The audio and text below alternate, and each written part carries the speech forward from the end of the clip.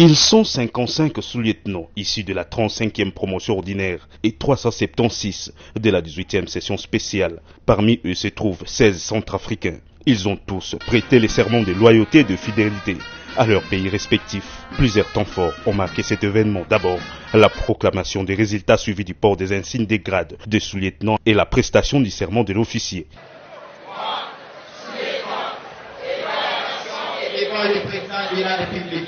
Commandant suprême des forces armées, je jure fidélité à la République démocratique du Congo, obéissance à la Constitution et aux lois de la République, de défendre la patrie avec honneur, dignité et discipline jusqu'au sacrifice suprême.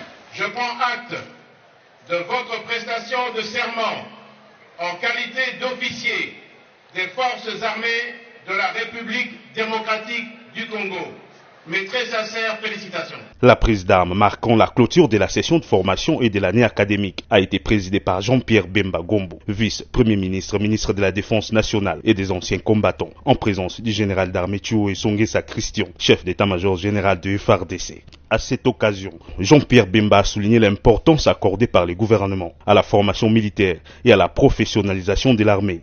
Il les a exhortés à contribuer efficacement à la pacification du pays confronté aux nombreux défis.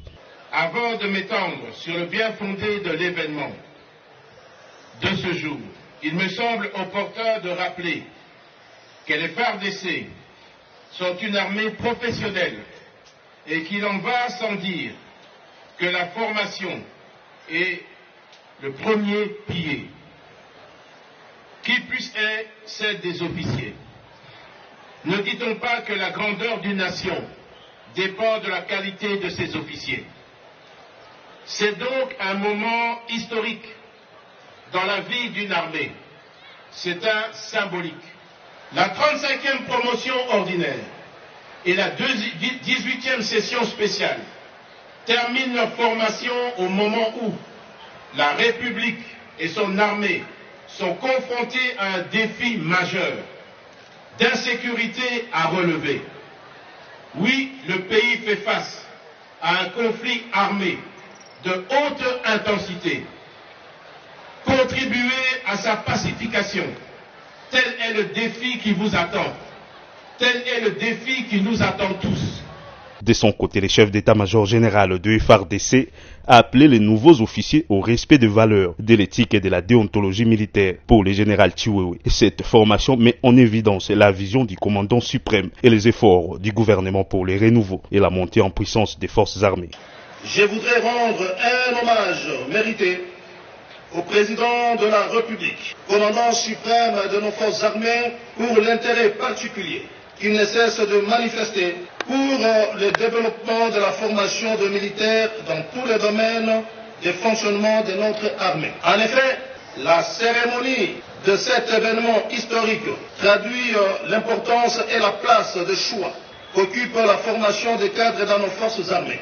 Elle met en évidence la vision politique de son Excellence, Monsieur le Président de la République, qui élève au rang de priorité la formation des futurs cadres et la culture de l'excellence dans les écoles militaires respectives.